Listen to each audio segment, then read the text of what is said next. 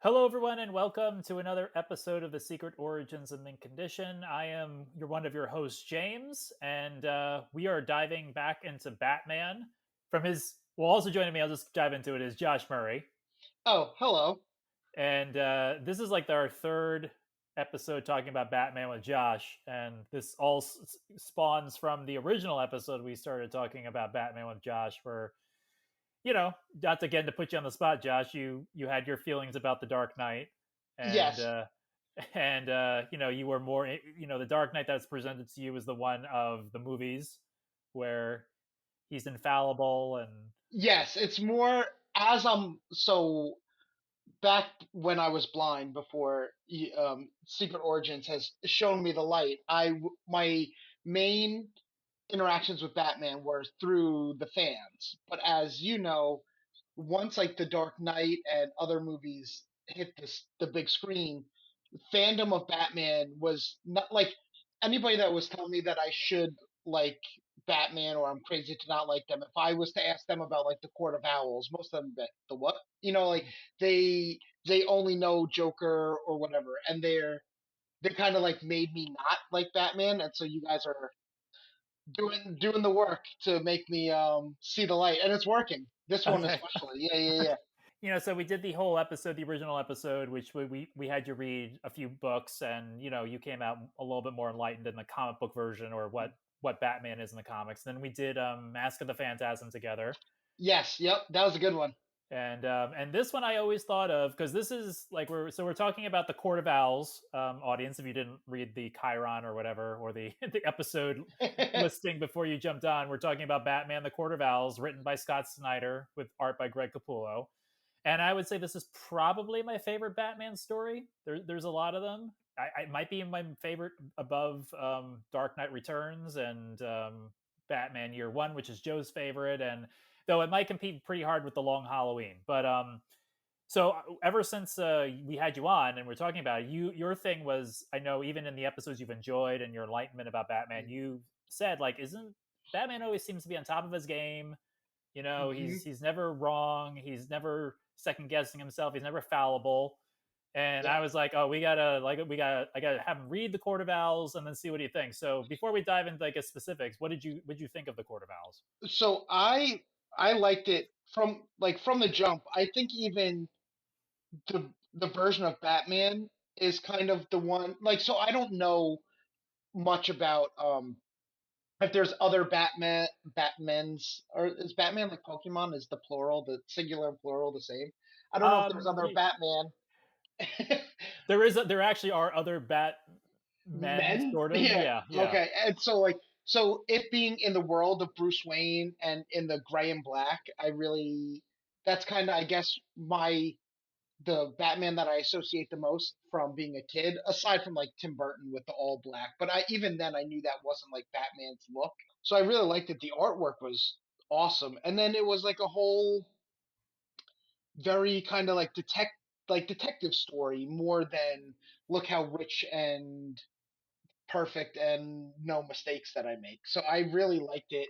Now when you look at comic books and you see who wrote it and did all the artwork, do those names are they always familiar to you or are they some like new like when you look at the credits to this of like who wrote it, who like drew it and inked it, like are they familiar names to you or is this you learn them each episode?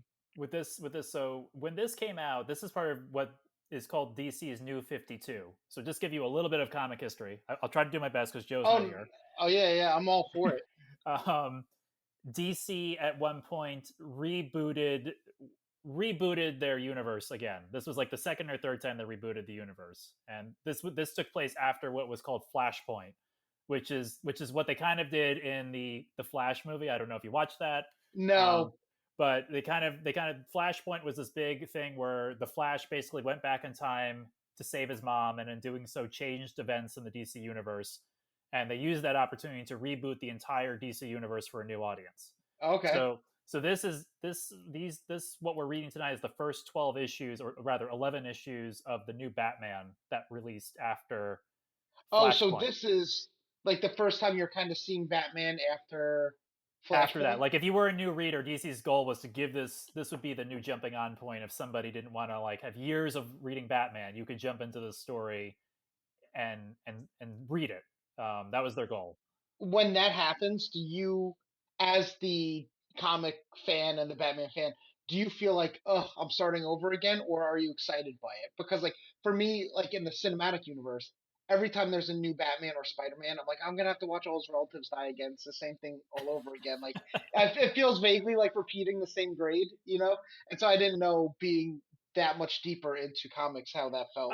Well, like I was saying, this came out in the New 52, and during that time, I actually really wasn't reading comic books. I was out of it. I had stopped collecting, and unfortunately, I think by the time this came out, Mint Condition was closed, and so yeah, I wasn't really reading comic books. What got me into this to finally read this was like Kevin Smith, obviously podcaster Kevin Smith, movie director Kevin Smith. Hmm.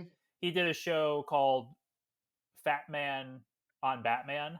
Was the original Okay. podcast before it became Fat Man Beyond or whatever it is now.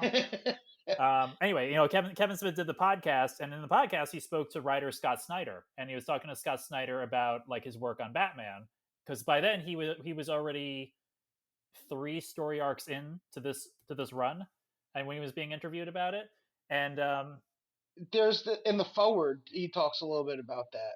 yeah, and In, so in my copy, yeah, there's like yeah, an I think introduction.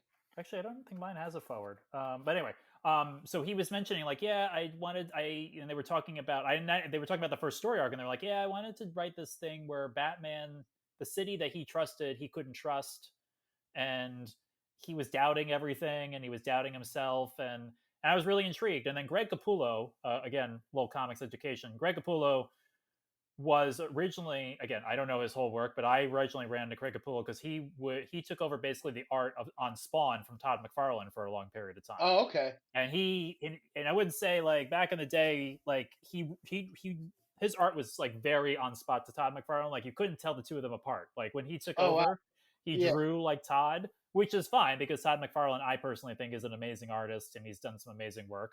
But this was the first time after seeing him in his work in Spawn, I was like, okay, Greg Capullo, and I was interested in the writing, but like man, like I feel this story I feel the story is great, but if it was a different artist than Greg Capullo, I don't know if it would have been as strong. Like the Okay. I feel personally like the marriage of the artist and the writer was like it made this story what it is. So like when I finally got to read this, it was like I was also like rejoining Batman after a long period of time, Okay, that's cool. and just to kind of like I like this because it was new and different. Like I had not seen a Batman story again like this where I had not read anything really where Batman was, an audience, again, spoilers because now I think we're going to open up a little bit more into the story. If you have not read Batman the Court of Owls saga, please do that first, otherwise Josh and I are going to be spoiling it and going into all the details. So anyway, I had not read a story this at this where Batman was so um, I mean, I've read stories where Batman's overconfident, but his overconfidence is sort of his downfall a little bit in Hmm. this. And like Yeah. he's so like assured and a little bit cocky of like, no, there's no such thing as a court of owls. It doesn't exist. Like this is, whatever it is. Yeah. This is I searched it when I was 13 years old or something like that. Trust me, if it was yeah. there, I would have found it. Like, okay, dude. And then when he gets sucked into the labyrinth, which I thought were those two issues were crazy Yeah, when they I were first read. nuts. I couldn't believe I was like, this is a Batman comic. It was awesome. Yeah, and Greg Capullo's art's amazing I mean, it's amazing Hmm. through the entire run, but those two issues, 5 and 6, are like crazy issues. The art's amazing, and Yeah. I was like, wow, I've never seen a Batman story like this before. I've never seen Batman also, again, Joe is a historian, he's not here, but I'd never seen a story where Batman was like he was kind of broken down there, like he was mentally broken down. Yeah, especially in the labyrinth for sure. When he gets out, he kind of like loses it. Like it doesn't seem to haunt him too much. It does a little bit when he first comes out, and then he's like scared of the stuff that Alfred's showing him. But he kind of gets over it pretty quick. But in those episodes when he's in the labyrinth, I was like, this is crazy. Yeah. So that just I hope I answer your question, but that's what brought Yeah. me to Court of Owls. And then after reading that, I was like in. I actually read the entire Scott Snyder's run on Batman after that, which ebbs and flows a little bit towards the latter half of his run. It gets a little. I will say this about Scott Snyder, which I at this point in pop culture, and I've said this in this podcast before, I always appreciate artists at this point, whether writers or artists, they take big swings. Like Yes. they show me something different. I might always Yep. not always like what the different is, but I can always appreciate someone doing something that's Yeah, different. I'm the same way where I'm so burnt down on so many franchises and even beyond franchises, like some just like movie tropes or whatever. So whenever anybody tries something new, the trial of it is feels very fulfilling to me, even if I don't particularly care for the movie or the book. That's I don't know. I really just enjoyed this comic book. It felt very fresh because even flipping through it now, I'm seeing like some really cool camera angles, like where it's partially like you're looking through a gate, but you don't see fully the gate. It's like a very obscured angle, and it's really cool. But sometimes I did have a confusion of like what am I looking at, right? Like it was some of the artwork was a little confusing to make sense of for me since I'm not like as trained in comics, but it was I mean just even doing the cool thing in the beginning where you have Batman and Joker fighting side by side and you're thinking like Yes. this is very weird. Something's off with it.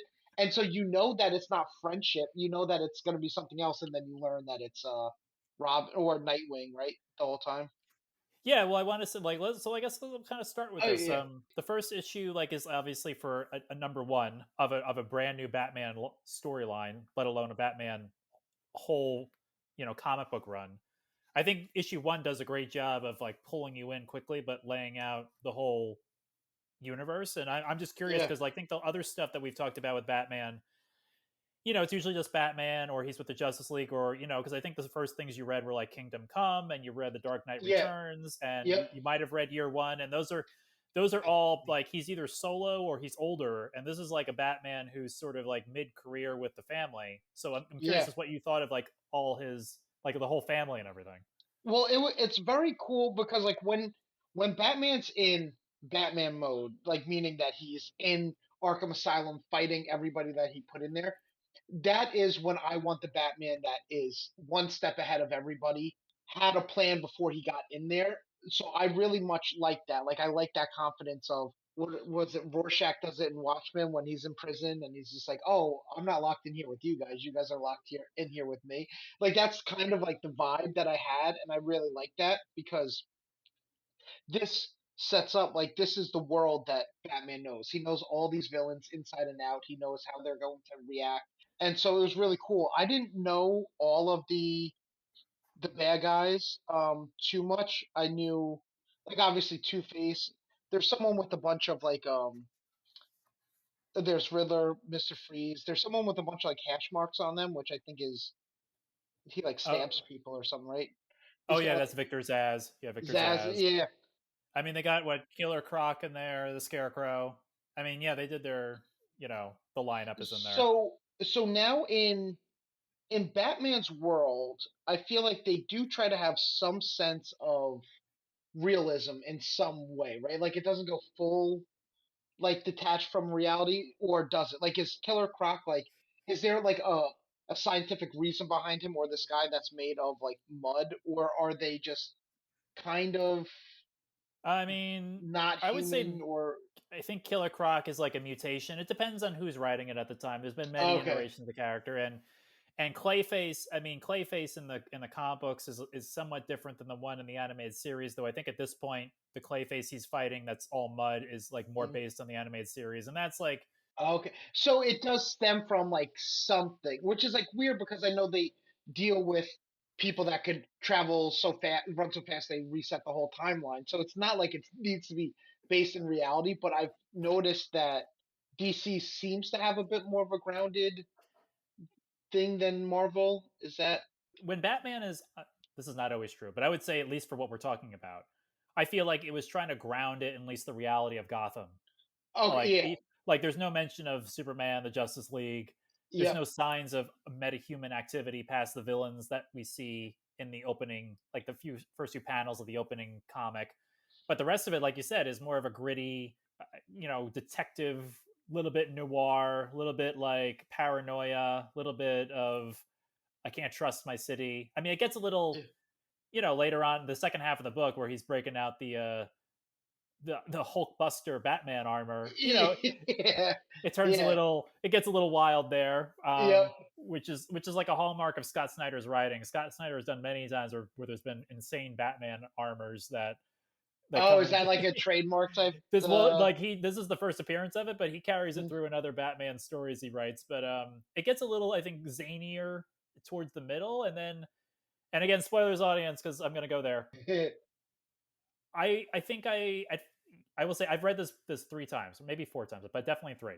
The retcon at the end, well, not the ret because it ends up not being true. The little twist at the end is Yeah. I don't I wasn't comfortable with it at first, but now I'm sort of fine with it because I think the Mhm. story is really strong without doing that twist. Well, yeah, but it was sort of like retcon, but not because Lincoln Marsh that he fights. Yeah. That's part of the owl. Like that, he was all fooled by the Court of Owls, right? They took He was a pawn of the Court of Owls yeah. also. Yeah. So he was not actually related to Bruce Wayne, which we'll get there, everybody. But it was more they said that he was, and then that's the reality he grew up in. Yes, Or yeah, that's what I okay, that's what I got from the story. I yeah. don't know if the book is also given like that character is not returned, so I'm assuming Yeah, that's okay, yeah. And there was like something very weird because like I don't know if your copy had it, but the one that I took out from like Hoopla had two extra stories for the Court of Owls. So they had like the book, and then something was called like the Call, and something yeah else. supplemental material. Yeah, yeah, Yeah, and so in the supplemental material, what kind of like ruined the Lincoln March thing for me is you learn that that's the intersection in which the accident happened. And so I can't imagine Bruce Wayne, of all people, would meet someone that's named the intersection of what his an accident that like killed his unborn brother, and he's just like doesn't think anything of it. So that was a little bit like of a weird. Again, audience, I love this book. It's my favorite. I'm just picking out a few things that were Oh yeah, yeah. because you kind of point you like we're saying like grounded universe, comic book universe. That part is a little comic booky for Hmm. me. And again, I'm not against it because I love the book. It's a swing. He took a swing. Hmm. He tried something Yep. different. I think at this point, all because like Batman, Superman, Spider, all these characters have been around for 70 plus years. Hmm. I think it's hard to do something new, and so sometimes to do something new you have to like retcon history, which some people take or give or take, but like what like you can't, like it's hard for one writer to Hmm. understand 70 years of history of Batman and be like, okay, Yeah. this is a point in history that nobody knows about and I can fit this character in here to fit my. No, sometimes you got to retcon things because Yeah. it's a little comic booky, the Lincoln March Yeah. forgotten brother thing, but Yeah. I'm less opposed. I was a little like, oh, when I read the end originally, but now I'm like, okay, like, Yeah, it wasn't jarring. It was only jarring for me because as a writer that kind of deals in this like world, I didn't want there to be a kind of like I don't mean this in a bad like a as bad as it's gonna sound, but like a Scooby Doo ending where it's just kind of like explained like that, and then like, oh no, he was the brother you thought you have, but he's really not. Like I wanted it to actually be some version of how it was originally played out, of how Nightwing is that Dick Grayson in yeah, this. yeah, Like his skin was like found underneath the fingernails of the first victim, and like it would have.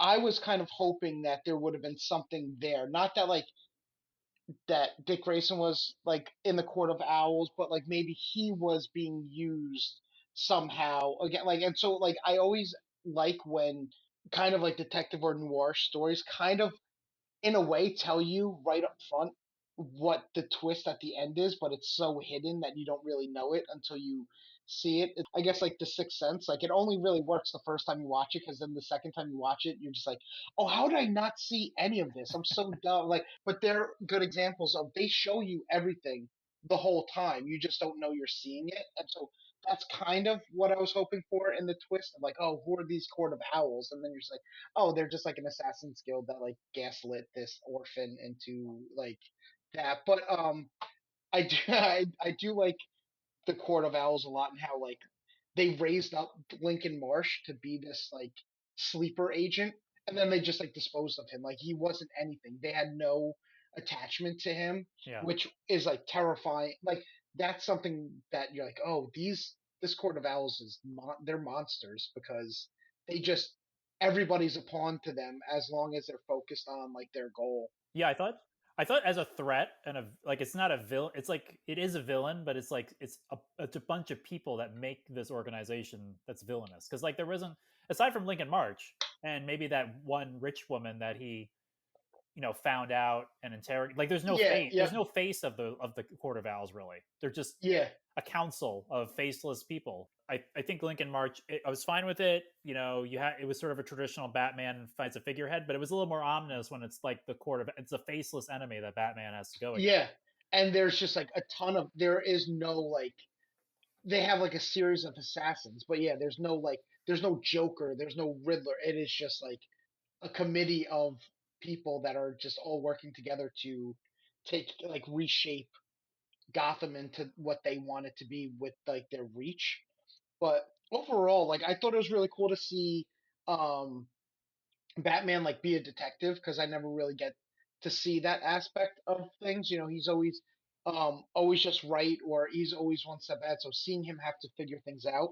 Some things did like I had to read a few times like with they find that hidden like message in the art like when they find the first victim right and he's stabbed like 70 something times or whatever and they find in lacquer it says Bruce Wayne will die tomorrow and they make this jump to he's warning us like I would have been like did the killer write that to threaten it's like it was a very weird jump that him and who's Oh, the Jim Gordon.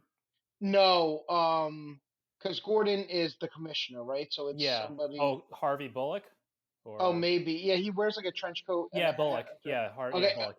and so like they both kind of like made this leap to some this artist wrote this knowing that he was going to die but then knowing that I might see it unless they got that wrong but that's how they like portrayed it and I was Yeah. just like that's such an intense column to jump rather than it being a threat on Bruce Wayne like rather like they're taking it as a warning and not a threat so that was a little weird but again it's we're combing through it with a fine tooth comb. I really like this. Like it was great. But I mean, I liked also the writing is very nuanced and detailed. Like I like the whole aspect of he goes into the building of these buildings and there's a 13th floor that's yes, walled up in all of them, and then you see Batman has figured out that's probably where I mean, and then you see a montage of him going to these floors, and I think he starts to believe like, oh, maybe the Court of Owls is real. is Okay. yeah, because it's something that he never encountered. But right, like he because he was always looking for a location. Right, he was looking for their headquarters or whatever. Again, back when he was a kid, Yeah. But then all of a sudden he realizes that there is no one location. There's multiple locations in all of these hidden 13th stories.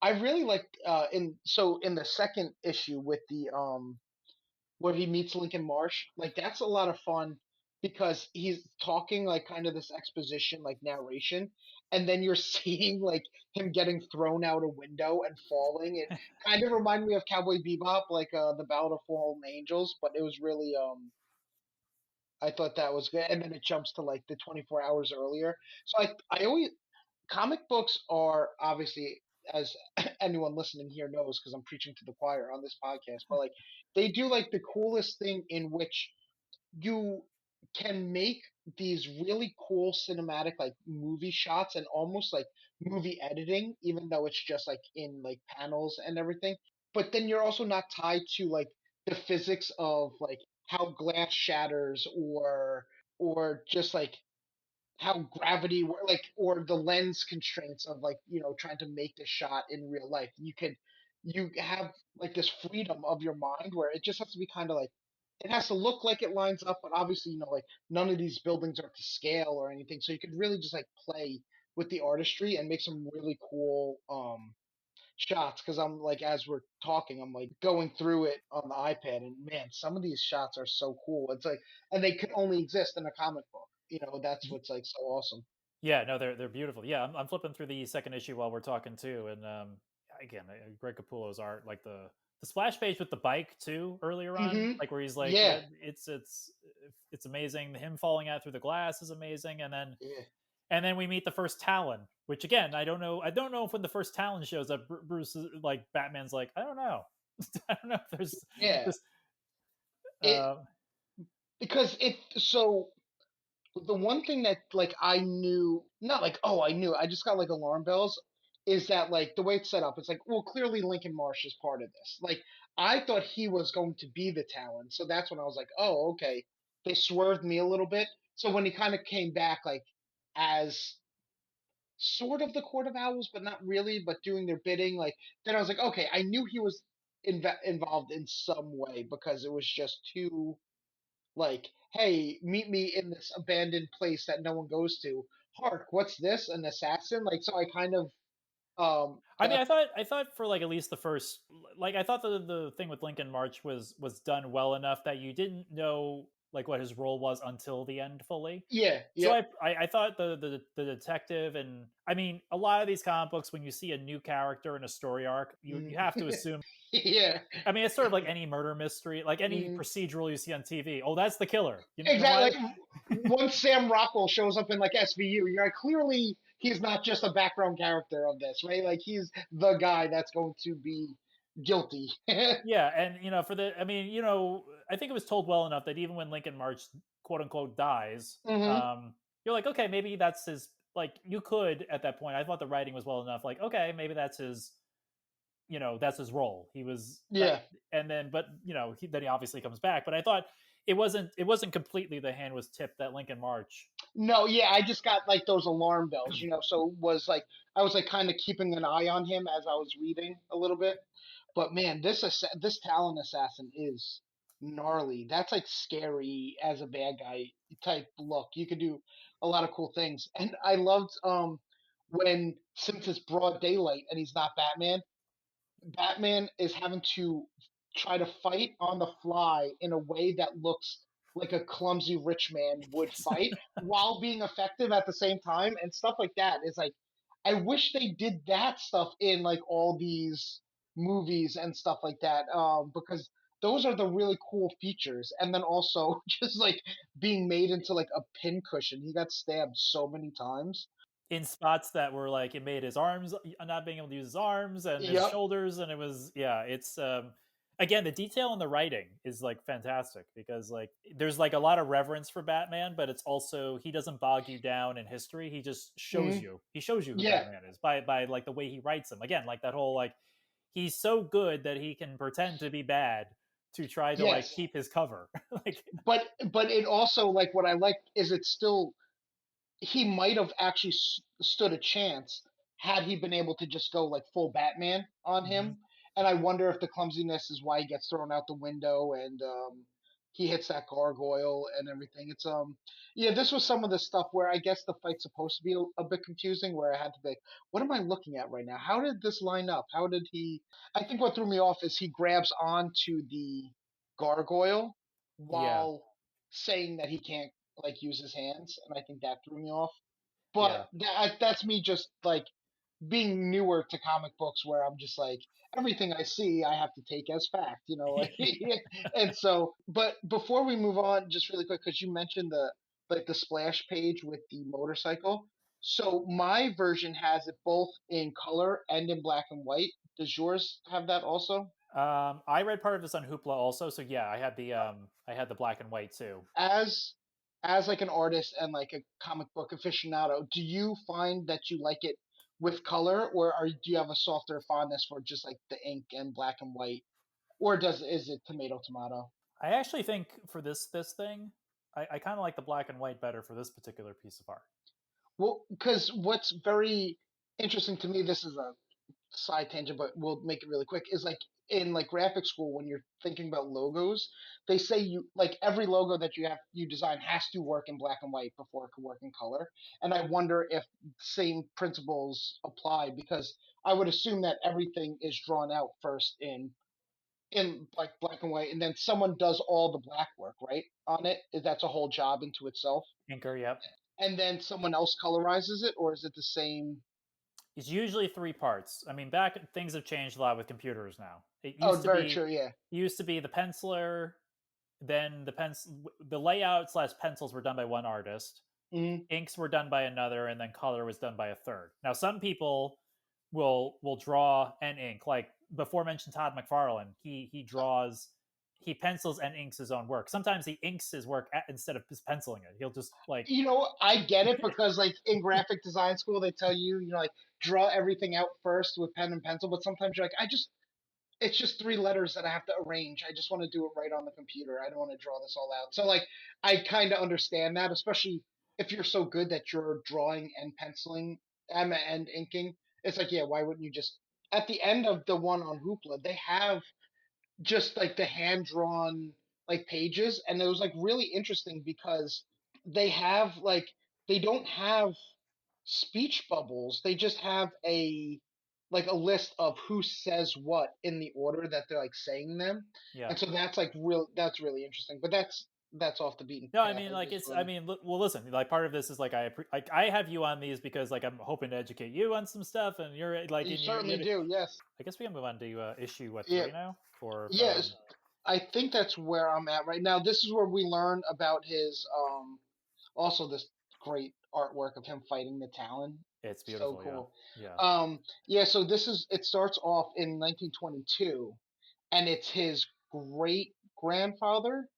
Yes, Alan Wayne. Yeah. Yeah, and so he is getting chased down by the Court of Owls, and then then they assume he stumbles into a manhole, right? And then it just jumps like right into mid fight with Batman and this kind of these gangs. And it was like awesome. Like you see, he's like using these like electrodes and stuff. But then when he puts a magnet on the train, so all their masks get stuck to the train. I was like, okay, now this is some gnarly Batman. I'll take it. yeah, yeah. This is funny. Yeah, we get to see that, and then it's Bruce and Alfred trying to Mm. analyze the knife of the Talon and figure out where he came from, and This is the type of Batcave that I like. Like it's with all like the stalactites, whatever ones go from the bottom. I meant from the top. I guess they have ones from the bottom too. But yeah, it feels very much like a Batcave. So I like that. That's always I feel like Tim Burton kind of had that feeling he did. too. I Yeah, think, right? yeah, Yeah, yeah. yeah. And so it's cool. I like how they introduced a lot of the technology. Like he had the contact lens, right? That like could see everything, and it's so as a writer, I'm always looking. So for the most part, just because it's what I do, like exposition dumps always hit me like a 2x4 to the face, and so it's like, but it's nothing that I can knock because it has to be done, by like Charlie Kaufman level writing, to kind of like lull me into not realizing that I'm seeing exposition. But comic books are their own sort of writing, right? Because you have limited you like it's either little bits of narration or dialogue, and you have to get the information across. And so I thought it was really clever how they introduce it so the reader gets introduced to all the characters and they get all their statistics, but it's done through the guise of the contact lens. And Um, also it's done for a reader like you yeah, exactly. That's what. who's reading an issue number 1 who like because again this was hopefully like the goal with this when they put it out was like somebody who has not read Batman or hasn't read Batman in a while can pick this up. And again they smartly put it in the first issue, like, oh, Mhm.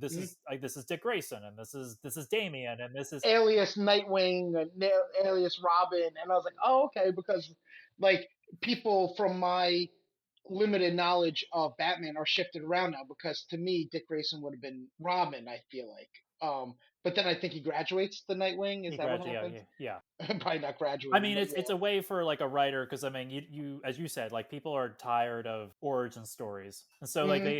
so he's like trying to be like, okay, I don't want to tell an origin story, but at the same time, I have to associate new To readers. hide the origin, yeah, no, it's What are we gonna do? And basically, yeah, and Batman's origin is hidden throughout this entire run because obviously they talk about his parents' death. It's sort of mhm. the thing they bring up, and He brings it up in his like speech about wanting to make Gotham better. So it like even that is a fun way to hide it that I don't have to see the same We don't need to see panels his again. yeah, we don't need to see his parents murdered again, and we like. Yep. I mean, Batman is pop culture at this point. Like people, if you said like, "What's Batman's origin?" I think anyone could say like, "Well, Yeah, yeah, I mean, the Lincoln March thing here is good because in issue 3, because now he's in a hospital bed, he's really yep. committing to like being injured. You know, Bruce is nonchalantly just like, "Yeah, I was fine, it was fine."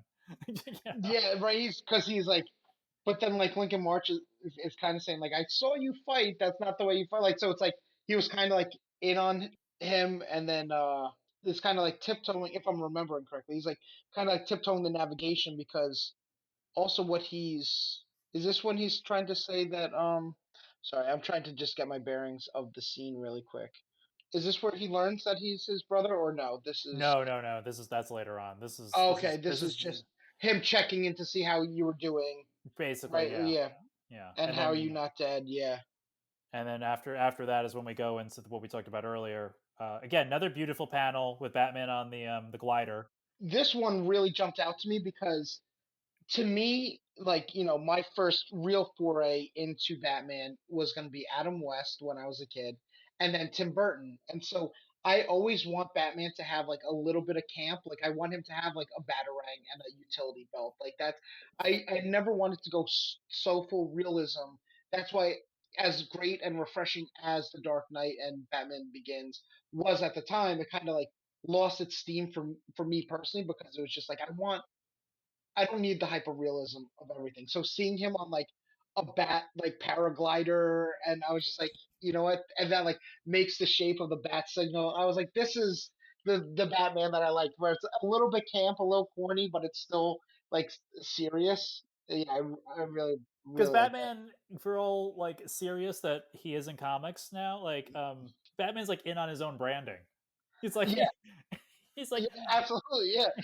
Because they have to design it to look like that thing, and like it's it can't be just like a yeah, regular paraglider or something. It's like it's like yeah. no, it's gotta the you got to make this look like a like he's in on his branding. Like he's Exactly. Yeah, he can't pull the paraglider, and it's like when you use the parachute from Mario Kart, and it's just like Wario's face or something yeah, like that. he's It has to be good. And so, but when he finds this court of owls, and he like goes like cuts a hole in the floor, which I'm assuming he goes onto the 14th floor, and then cuts a hole yeah. to the bottom, and then this looked very much like straight out of Watchmen. This panel when he, I guess because it looks like the glow stick. Yeah, it's cool. I like when Batman's like a little. I don't like Batman being so morose that he can't be like even human. I like him saying bingo because like it's like Yeah. I don't like it when Batman's like like I'm just all serious Yeah, all the yep. time. I like it as Batman like going bingo to himself. I'm like, oh, this man has a little bit of sense of self and sense of humor. Like Yeah, exactly. Like he's not he like knows that he's alone in this, and like the writer and like artist like let him be alone and like talk to himself without it being, oh, he's got to look cool all the time, like if Batman in the movies, like in the Dark Knight, if he was to be like, bingo, people would laugh, and that'd be the worst part of the movie. Like, so that's why I'm like, I do find that refreshing that he's being a he's just person. doing yeah, he's just doing his detective work. Like it's just, and then he's excited that he's been finding all these clues and trying to find where they lead to. And it's like the way it's done really cool, like is with like the owl kind of eye, and it's showing the building that he's in, and Yeah, oh, it really is. It's like that's something that I find very interesting with comic books too. Is they have to find very artistic and clever ways to show you the information that you need without it just being square panels stacked on top of each other. I like that sort of artistry too, along with the actual drawing, but just like the layout, I would assume would have to be something somebody does, or is that what the artist is? that's what the penciler does. He does the layouts. He or she Oh, does the okay. layouts and everything, and then I mean, look at the. I mean, this again. I'm always amazed, like the level of detail, like the foreground, middle ground, back, like everything is like, Yeah, and all these owl nests, like the level of detail that Greg Capullo is putting in there yeah, for. And again, this is a page. This is only one page. This isn't even a splash page. He's just like yeah, doing. He's like, all right, we got lots of detail here. I'm gonna. yeah. No, it gives me kind of like Alan Moore, like Swamp Thing, Watchmen vibes because of the fact that it is like no wasted space. I feel like maybe Alan Moore puts nonstop plot stuff in every little nook and cranny where this isn't as intense with that, but like it has that detail that I guess I'm coming to expect a little bit from DC because of Swamp Thing and this and I mean, the good stuff always has detail. Like I remember in that interview I was listening to with Scott Snyder that got me to here is like he and Greg Capullo. It took them a little time to feel each other out because Scott Snyder was like a writer's writer. Like he mhm, he wrote like not just the dialogue, but what he wanted to see in the like to mm, like a little bit of a restraining degree, like yeah, leaving no room for the artist to because in comic books like usually the writer writes the dialogue and the outline and the artist is kind of free to do the layout and the design and to kind of come up, but he was like, and so they had like they butted heads a little bit, but then eventually they figured it out where Greg yeah, they he's like found a good mix. yeah, so Greg Capullo is like he's killing it. I mean, a good artwork in a comic book is if you took the words away, could you still tell what's going on, more or Yeah, less? and that's what like this splash page of when Bruce steps on the Batman steps on the tripwire, like you could see, what's happening. Like, yeah, there's some dialogue, but not explaining what's happening. It's just Batman getting cut off mid sentence.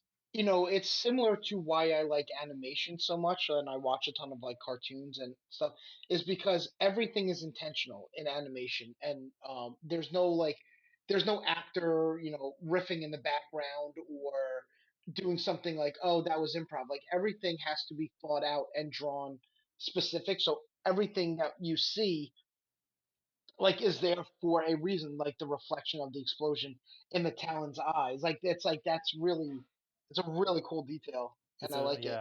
yeah, it's fantastic. So, all right, so now we're on issue 4. Batman Yeah. is he's survived the explosion because he's the main character. He has to. Actually, yep. I wasn't scared of that. Like it did seem like a little bit obligatory, but there is that fun kind of like how is he going to, because they have to explain how you would survive an explosion. So it's He's got the bat laser and he's lasering his way out of the yeah, building and yeah, because he says stuff that it's not the tripwire. It's like escaping what follows the tripwire or yes, something. So, and it's like vague enough that you're just like, okay, yeah, no, sure, that's all you need. You don't need to be hyper, and then just say that and show him running through stuff while like lasering things, and you're like, no, that's all the explanation that I need for it. that is yeah. And then Yeah, we see and then he's visited by Dick Grayson and after being an explosion, he's already up and and analyzing the yeah, bones of his great grandfather. yeah, he's holding it like Hamlet, Yeah. it's really good. We find by this time, like Dick Grayson has been completely like not that anyone like suspected him, but by this point, his story of why his skin was underneath the guy's fingernails is checked out already. But then yeah, this is when we get like the whole kind of backstory about like owls and bats and how like owls kill bats and And also, like, this is when Bruce, as a 13-year-old, is searching for the Court of Owls because he thinks it has yep. something to do with his parents, and he comes up blank. Which, again, he uses that as the foundation for that. He looked into it and he didn't find anything. I mean, Yeah, this is before his training and everything, but for the story, exactly. That's the one thing. It's like imagine just being like, "Oh no, I looked into it when I was 13 and I didn't find anything, so there can't be anything." I I've been haunted by like clips of a movie that I couldn't remember, like that I saw my parents watching, and every like 5 or so years when the technology of the internet caught up that I could like keep writing the same vague description, but more and more content was on the internet for it to maybe point in the right direction. Like I was always searching for it, and that's just like the clip of the from the movie Miracle Mile or whatever. It's not about like my parents' murder. I wouldn't have just tried it at 13 and be like, well, I gave it a hard day's work, and there's only so much you could do. I mean, I'm guessing. I mean, you have to imply that he didn't find anything at that age, and he's never found anything, I guess, to doubt that. So that's why, especially for how much I It, would admit it's again love the story, so this is just nitpicking out of love. Like I guess you would like have expect him to like follow that up, and I've periodically checked in since then, and I've not seen well, anything to the uh, contrary. especially because how seemingly easy he's finding all this information just by trying again as an adult. Like he's not really getting stumped by anything. He like almost instantly is like, "Oh, the 13th floor," and then, "Oh, here, oh, and then this, and let me maybe my grandfather didn't die." It's just like how quick all of this is falling into place. It's like, "Bro, why didn't you just think of it like beyond 13 years old?" But again, this is not a critique on it. It just Again, we should like we've talked about this before. The writer should be not well. I mean, I guess certain writings. I guess I can envision it also the way that the Court of Owls are letting him find them out at this point. okay. That doesn't the writer doesn't say that, but you could also imagine that given how hidden and well tooled they are as an organization. If they're being found, it's because they want to be found, Right. which seems very much like they are leading him to the labyrinth because we're getting there too. But it's and this is all just I you mean, know that is another great picture is like him in the sewer like yeah, that. It's yep, another great lighting, same glow yeah, stick. yep. No, it's really cool. This is like some of the best art that I've seen because even in was a Kingdom Come. I felt like the art was a bit too realistic for what I like in comic books. It was like they almost look like portraits Yeah. rather than drawings, which obviously I'm not like that was a very enjoyable one too. I'm not knocking it, but it was just this is the type of comic book art that I like, and it's just Again, I also like this image of Batman just being a person. He's got the glow stick in his mouth, and he's like holding the glow stick in his teeth, and he's like working on. yeah, It's like he's just that being is like really cool. a guy. He's just Yep, like rather than having like a bat helmet. Like, see, that is such a good touch that I didn't even like really put together at I that. guess to your Like, point, like it reminds me of like a just an ordinary detective. Like yeah, he's just like okay, like what am I like gonna? it's not like he has like a bat spotlight that like shoots out of his eyes. Like it is very, it's a glow stick that he's using. It's very It's low minimal, tech. very yeah, very low tech, and that's no, that's really cool. I guess because he has the contacts. I'm not sure, but yeah, this is where we're getting into the labyrinth. Another really cool panel to start Yes, off. Does yeah. this start the comic or end the comic? That starts the comic. That That starts the would be comic, the comic the cover like the page. title. Okay, Yeah. yeah, and so now they've been waiting right so long that they think he's dead, right? Because he's not responding to anything. Let's It's see. I been think they give like 8 days. He's been weeks, in the labyrinth for 8 days, 8 days, man. And and so like all of this is underneath Gotham, pretty. right? Yeah, yeah. Okay. I mean, I Like love the. and beneath the sewers, right? Yeah, it's like even beneath the sewers. We don't know what's happened to him down there, but it's been rough because like one of his lenses is knocked. I like how they have the bloodshot eye with the. Yep. Like this is very. It's like it's very creepy. This is like creepy Well, stuff. because his only water source is hurting him too, right? It's drugged. Yeah. It's. Yeah, yeah, yeah. And so, I mean, he's but assuming it's drugged because he's losing his mind a little bit, but yeah, so maybe either it's like maybe the labyrinth is driving him crazy, maybe the water. He's assuming it's drugged. We don't know, but yeah, that's very true. He's not running an analysis on it, and I love that he keeps getting turned around. He keeps going to the same like spots and kind of getting like defeated. The way he's drawn here, I don't know, people listening, if you haven't like read this, it's wild. It's really cool. It reminds me of what was it Hunter S. Thompson type is that his name? Work, right? Like he did Fear and Loathing and oh stuff. yes, yes, yeah, yeah, yeah, The way they're drawing Batman as like distressed and losing his mind very much feels kind of like that. yes, He's yeah, and he's very haggard, and his yeah, suit's the worn out. tattered.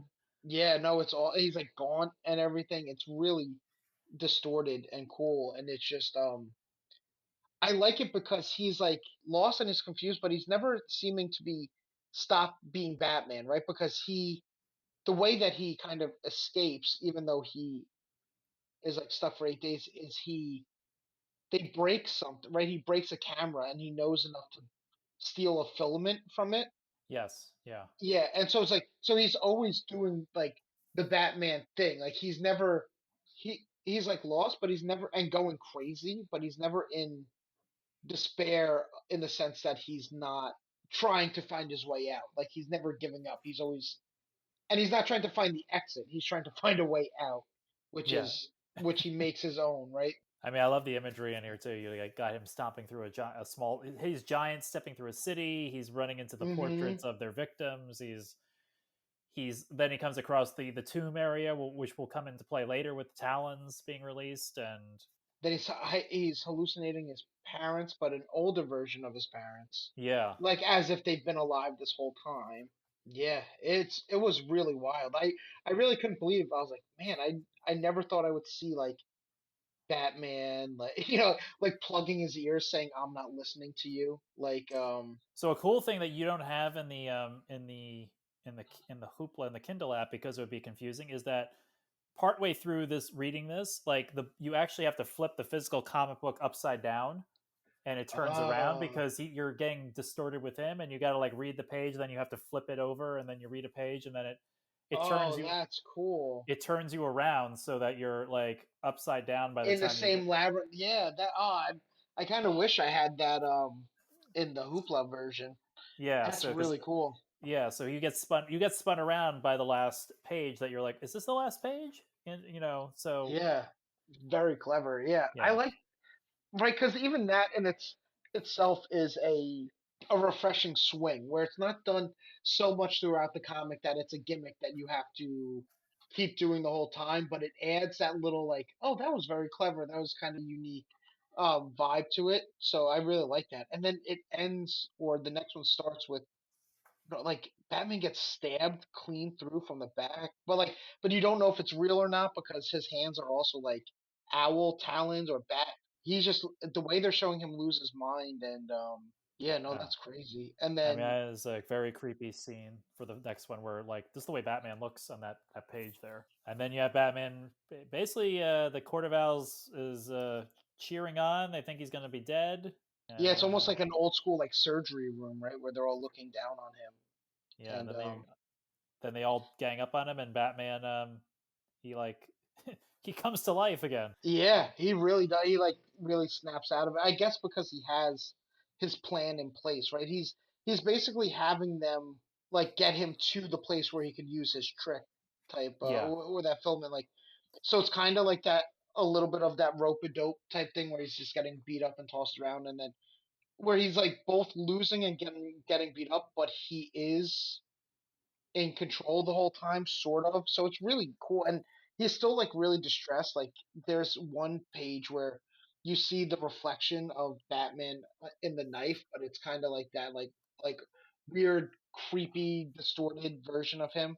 No, this Yes. this was really wild. This and they're fighting kind of like Godzilla, like in Yeah. the over Gotham, right? Crumbling over the model of Gotham in the labyrinth. So that's really cool. And then he's able to obviously, like I said, the plan. He can finally blow a hole in the labyrinth and get into the waterway again. Yeah, and he just does it like by the hair of his chinny chin chin. But then that's how he gets found again, right? Because then they could like locate him, I think, Yes, they right, put with a, something. and then at the end we have they're waking up the Talons. So the talent that he's like fighting, they're just new people every time. It's not him versus the same guy, or is it? I think it might have been him versus the same. Like it was the individual. It The one who stabbed him, I think, was the same one who stabbed in the him tower. in the tower. Yeah, but then the rest of the Talons are going to be all new. They don't really explain in the next issue. In issue what issue are we on now? We're on issue 7. Yeah, they don't really explain 7.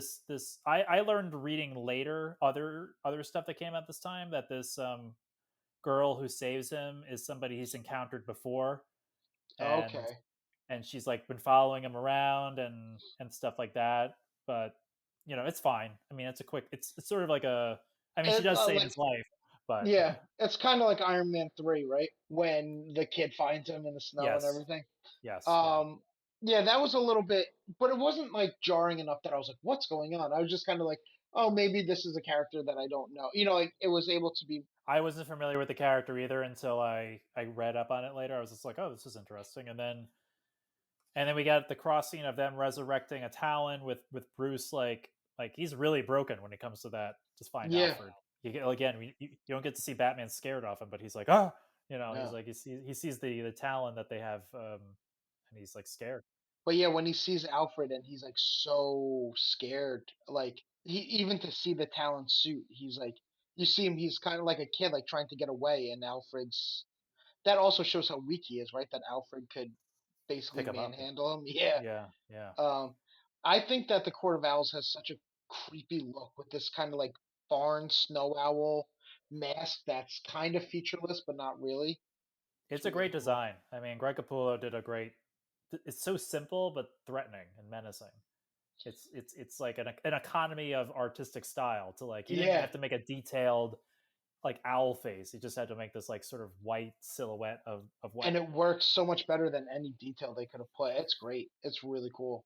And Yeah, then Batman's kind of he's still kind of he's still kind of messed up. yeah, he's off. But do we learn that is this where like they were originally going to train? Yes, because he kicks the tooth right out, or like punches the tooth right out of Nightwing's mouth, right? Yes, So yeah. this is where he learned that that's why the guy was coming after him because was he almost like a sleeper cell Well, they I or that guess the or story that this it like warps their mind, right? Is that what's going on with? well what happens I guess is the way that they're able to resurrect their fallen soldiers or whatever is that they implant this tooth that has some kind of substance in it and that over the lifetime of the individual it seeps into their bloodstream Hmm. and if catalyzed properly can resurrect them from the dead.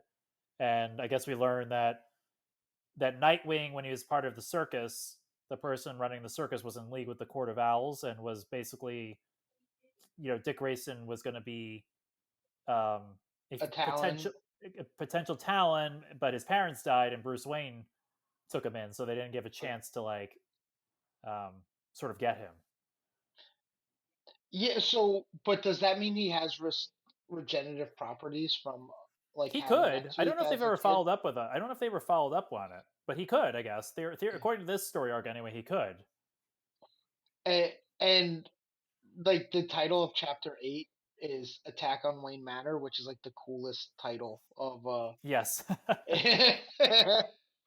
um yeah, so this is the night of the owls, right? Or Yeah, yeah, pretty night of much. the Yeah, owls. this is yeah, which is I mean, this is again, this is like I said earlier. This is where it gets a little comic booky. I mean, first Hmm. it's like a panic room movie Yeah, where and I love Batman's preparedness that he has a trapdoor on the roof, in the chimney on yep. the roof.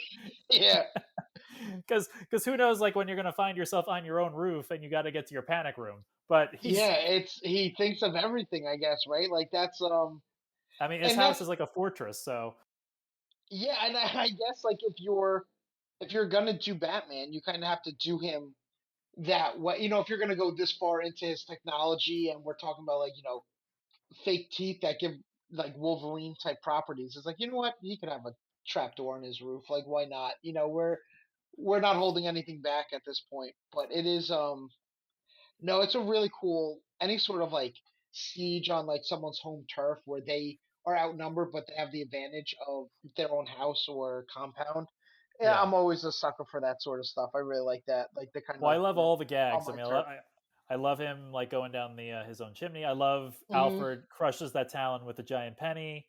Yep, Uh, like a T Rex at one point, right? Like yeah, the it's T Rex is like he's like it's not just for decoration or something, and the T Rex like is becomes in yeah, on the fight, and then we get to it's see the Hulk busting bat suit. yeah, like so my question I guess would fit here a bit too is so in the other stories that takes place on the night of the owls, like is that like a recurring thing that happens every year? Like it's like oh this is when the owls come, or is it was that short story kind of happening within? Oh yeah, well what DC did so there is another separate trade paperback that is called Night of the Owls, which is they took this storyline but they put it through all the other Bat titles that were going on at the same Okay, time.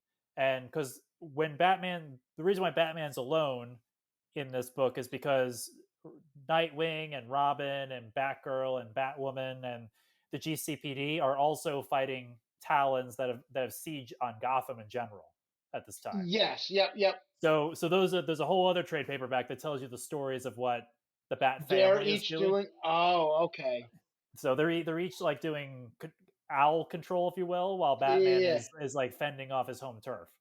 Okay. So it all does take place in the same. Same It's not. timeline. Yeah. It's not like The Crow, where it's the day before Halloween every time, and No, that's no, no. This is okay. just like, and it's also well, it's not an excuse, but they were trying just to keep it a Batman story. And if Wayne Manor was being attacked, there would have been no like Robin, Dick Grayson, Yeah. How Batgirl would could you do? Yeah. they would have shown up. And while that's fun and fine, I think they wanted this first arc just to be a Batman solo Of course, story. because also if you put all those people fighting alongside Batman on their home turf with all their technology and stuff, it's not really suspenseful. They would just mop the floor with all of these people. Yeah, one on one, it's a little overwhelming even for Batman. Like so. He eventually obviously wins the day because of his tech. Like Mhm. I mean, it's not really that he beat them; he just froze them out, literally. Like he, You do have to kind of try to find some way to make it suspenseful, right? It's like if when you have Batman versus Superman, you have to do something because Superman would just laser blast him in the face. Like as soon as he opened his eyes, like Batman's face would be melted off and Superman would win. So you have to even the odds, so to speak. well, that's why And you have so kryptonite, and that's yeah, why, yeah, and then you also have exactly. just like, well, I mean, if Superman's fighting Batman, he's usually not in his right mind. But the reason why Superman Mhm. doesn't do that is because he's Superman. Like Yeah, yep, you're relying on the integrity of yes, yeah. like Superman's own innate goodness that he doesn't do things like that. Batman could only ever beat Superman because Superman allows it to happen in some way. Yes. And so but yeah, you have to find some sort of like circumstance to make that happen. Crazy panel of the knife going through the visor of the Hulkbuster suit and like Yes. stopping right by his eyes. I Yeah. mean, it's like Batman was going to lose here. Like Yeah. he was like moments away from like, and he's using, well, like his final trick was to summon the bats, which I thought was Yep. great. Yeah. Especially because the owls were in like the biology of it, they were saying how they attack the bat. So it was fun that the bat like all ganged up to fight them. But yeah, there's no way to beat them because they just keep regenerate. It's like Age of Ultron, right? Like they Yeah, all die and then they all just like come back to life, and you're like, oh my god. Yeah, I love the idea of just like freezing with them, and and then then, he even gets the car to run them yep, over. This is great. This issue is fantastic. And then we get to see a little bit of a sneak peek of what Robin and Batgirl and Nightwing are doing. They're taking care of the owls and the rest of the city, and then we see Lincoln March get yeah, killed. yeah. He shoots at Batman, but I don't think it really matters. I'm pretty sure bullets are the least of Batman's Yeah, problems. he's got that tough Kevlar armor Yeah, that he can take a bullet ground point blank, and it's still okay. yeah. And so this is where we kind of like learn a bit, right? Of Well, if we go into chapter 10, and then yeah. that's when Batman. Oh, this is awesome. I wish that this was like a visual thing, like, but yeah, when it's like Batman with kind of the owl wings and he's holding the mask. It's very cool. Yeah, I actually like the Awesome. black and white in this too. The black and Yeah, white. yep, that's really sharp. Yeah, Yeah, the sharp it's good. And then so Batman. This is like the only owl that gets really unmasked, and I like how I like this page here because if you look at this page, yeah. The hand. the That's hand what I is was. yeah, the Yeah, hand looks like an owl's talon. I like that yeah. little touch. It's so funny because that's what I saw when I first did it, and then I did a double take because I was like, oh, are they actually not like are they actually owls, but are they like because I couldn't really make sense fully of is this how grounded in reality is this? So then I looked at it, I was like, oh no, that's just like an old lady hand drawn stylistically to be that. So it's really Which I thought was clever. It's a nice little artistic. they did this awesome panel that is kind of they did it in the first Miles Morales movie where they flip it upside down so it looks like he's like flying upwards but he's falling, and then he does he yeah, oh, And really he cool does the stuff. as you were just saying, he does the Keaton Yeah, bat yep, wings. yep, yeah, no, this And is this is great. where we get into that Lincoln. Well, we'll find out in a few moments. Lincoln, like all the owls are dead. I mean, Yeah, this is what he was looking for when he was 13, and now he's found it, but they're all dead. yeah, right, they all were poor, but they're not like, or were these sacrificed or would they just come back to life? No, I think these are the people who rule over. Like these are the people who rule over the Talons. I don't think the senior. I think the older owls. I don't think they have resurrection. Oh, okay, so they're like dead, dead. They're dead, dead. Yeah. Oh, okay, yeah. I think that just the Talons come back to life. Oh, okay, that makes sense. And yeah, anyone listening, I'm sure it's all like spelled out in here, but I do struggle a little bit with comic books from time to time. So if I miss like a panel or something, I sometimes miss like the exposition of things. But No, no, you're doing fine. I mean, like, also, this is a very like it reads very fast and it flows well, but mm, there's a lot in this book. Like, yeah, there's a lot of story points and stuff and like when that. the art is so good, you don't want to miss it. Like in the one thing where you see them all dead at the table, like you see Batman's cape off to the corner, but then you see him reflected in like the mirror, like off to the side, and you're like, man, that's so cool. They have like stuff reflected in the wine that's spilled on the table. Like, man, this is. I don't know if anybody belittles comic book art. I don't see how they could because this is like so crazy good. We learn that, and then I love this touch too of like when he's anxious and fidgety, he plays with the shell of his like the bullet casings that killed his parents. Yeah, Right? it's Like a when he, it's like his thinking, like yeah, like those or like a fidget spinner, just something that like I have rings that like spin, so like I could do that as well. But yeah, so that's like another touch, because you see him find right this room of all these the court of owls like dead, and then he's got to make sense of it, and so he's just like thinking and trying to like relax, and he's just playing with these bullet casings, which you don't really you I kind of was getting the feeling of like, oh, they're not evidence, there's something else. And then like then Alfred is like, why don't you give me those morbid things? And he like puts them back on the case. And yeah, that's a similar touch to like him with the glow stick in his mouth. It's very human. the human. Yeah, it's a little bit Yeah. of a Sherlock Holmes moment there too. Like he's just sitting. Yeah. But but then we finally get the reveal that Lincoln March is not dead. Yes. Right. He And goes to the asylum that Thomas Wayne, not asylum, I'm sorry, the home for boys, right? That Thomas yeah, Wayne um did, and so this is where the owls were corrupting him into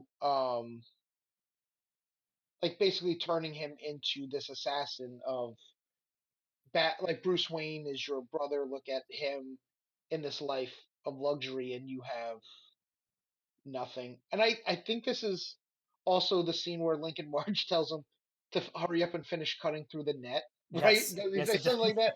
So he's not even like fooling him. He's like he gets like captured by this net, and then yeah, he's like I mean, basically Lincoln, just he basically did that just so he could monologue long enough and put his suit on. and put a suit on and get ready to fight. I thought that Yeah, was such a great touch. Yeah. yeah. No, I mean, listen, I would like the start of this podcast. Like, this is a fun. Again, I was like a little thrown at first with the Lincoln March being the half brother, but this is a Hmm. fun sort of fight, and Yeah. it's a good way to like. I don't know how else you would end the book, because it's hard to like end like a war against a sort of Oh, a base nameless. Yeah.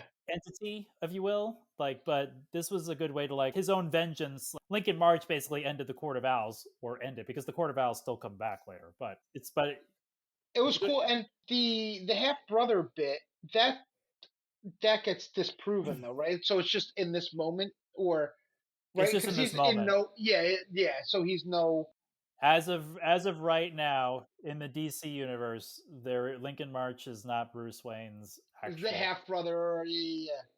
Oh yeah, this is yeah. They're going in. I forgot that they like are fighting on like the jet of a plane. Like, Yes. oh, And then but Batman then blows him up, or yep. Batman doesn't kill, but he definitely like seriously injures. Like, Yeah, I mean he doesn't kill, but he also did blow someone up from like 5 miles in the, in the air, and they came crashing down. But luckily, they have the regenerative powers of and they have a super suit on, and it's yeah, I guess technically this guy's already dead, but true, right? Yeah, and then this was they have he throws that kind of he has like a sticky bomb that kind of looks like a heart meets a brain, like it's oh yeah, that's an explosive. Yeah, yeah, yeah. It's funny, like he shoots it out of his arm, but in my mind, it's was in. Mission Impossible 3 where they like throw the magnetic bomb and then it goes and then like curves and sticks to the wall. Like that's how I vision this, but I think he just shoots it and it's like made of putty or something. But oh yeah, and he stands and he's holding him through the explosion. It reminded me of Watchmen again, right? That Yeah. atomic kiss type scene. Again, Batman leaves basically Lincoln March to die, but technically he's already dead, so I guess it's fine. Yeah, I mean, Batman doesn't kill, but like they navigated it well enough that you're not like, but he should have been taken to justice and put into. It's like no, if they're fighting and a building falls on them, you know what? There's only so much Batman can do. Yeah. Especially, it reminds me a little bit of wrestling where it's like in wrestling, the good guy can't cheat unless the bad guy introduces something, and then they can kind of like get even without it like tarnishing them. And it kind of feels like that. Like Batman can't do anything too bad, but if the other guy blows up the building, Batman can make sure the other guy's in it. You know, it's a really kind of skirting the issue. Well, that was the Batman Begins thing. Is like, I don't have to kill you, but I don't have to save you either. Yep, yeah. You can't really argue with it too much, right? You know, Yeah. but yeah. And then this is obviously now it's Bruce Wayne um, in a wheelchair, beaten up pretty bad, but he's given the exposition about how he like basically I guess rational without a DNA test. It's never 100%, but Hmm. he's pretty much rationalized that Lincoln March was not his Yeah. half his brother, and but there was another kid that came to the home for boys at the same time that matched Lincoln March's description, and that was what the Court of Owls took to. Yeah, and because you kind of get the impression too that the Court of Owls, it's not like they were trying to say, "Let me tell you the truth of what's going on." It was just it worked for their whether they believed it or knew it to not be true. It didn't matter to them. They were still just doing what they needed to do to.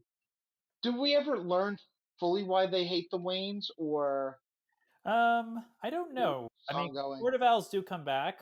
I mean, they're sort of like after the introduction of them in this series, they sort of like he killed like a lot of, I guess, Lincoln March killed a lot of the head owls at the time, but but the Yeah. society didn't go away. Like they still exist.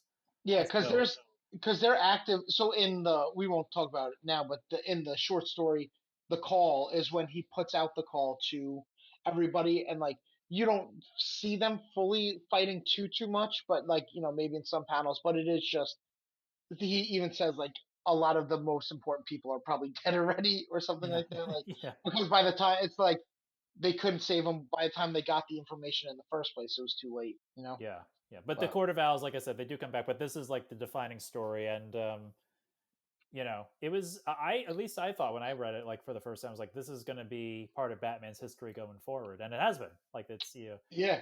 they No, weave. it feels like hefty, Yeah. like in a good way. It doesn't feel like a bottle episode or like why did I waste my time? It felt like it's definitely the favorite Batman that I've read out of everything that Oh, you good. guys have Okay, shown. Yeah, great. yeah, yeah. I mean, it's like the other ones. I think I enjoyed all of them. I was a little some more than others, but it overall the whole thing like because even the Batman stuff that was the maybe better might be a better story like some of the artwork lost it for me, whereas this was like such great artwork, and then the story was very good too. So it was like as a cumulative grade, I give it highest out of everything that we read. But yeah, man, this was one of those things I was like, well, how come no Batman fans ever tell me to read this stuff or like like about this stuff? They're always like they're always so flabbergasted that I don't like Batman, but then they don't show me like the like some really cool stuff. It reminded me of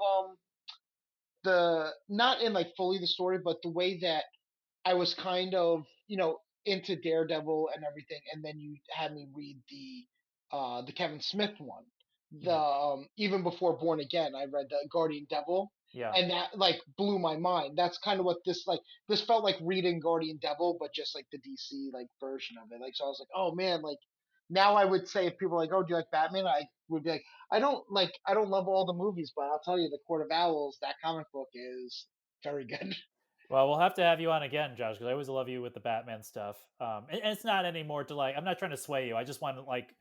Oh no, I just it's like having. I just want you to like have a good time reading something good and comic book wise, and yeah, um, I the all of the recommendations for all these episodes, none of them has felt like homework or like a slog or anything at all. I think this is up there with like Swamp Thing and Daredevil. Like there always be the top is the highest tier, but I felt like I was always reading it at night and then getting bummed out that I was like, I should like go to sleep. I shouldn't keep reading this. So that's always a good sign, Oh, right? That good, I'm just excellent. like, yeah, yeah. And I'm like touching to see how many pages are left, but not in a way of like, oh, how much I've left, but it's like gauging how much time I have left with this because I've been enjoying it. So I think all that's sure sign of good stuff.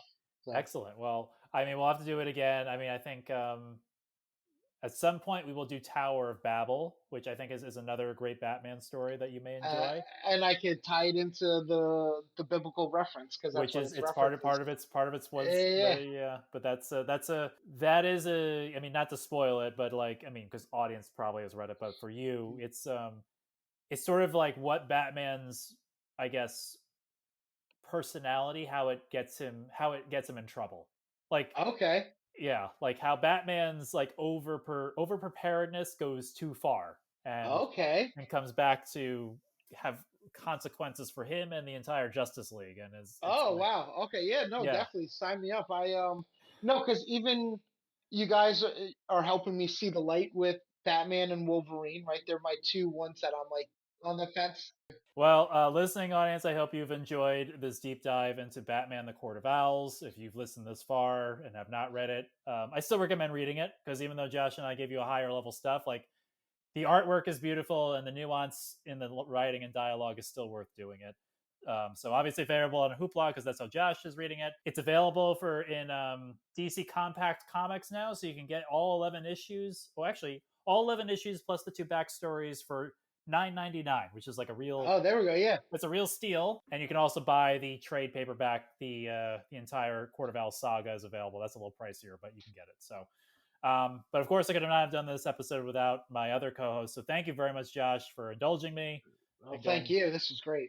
excellent. And diving into the Court of Owls. Thank you, listening audience, and we will talk to you on the next episode.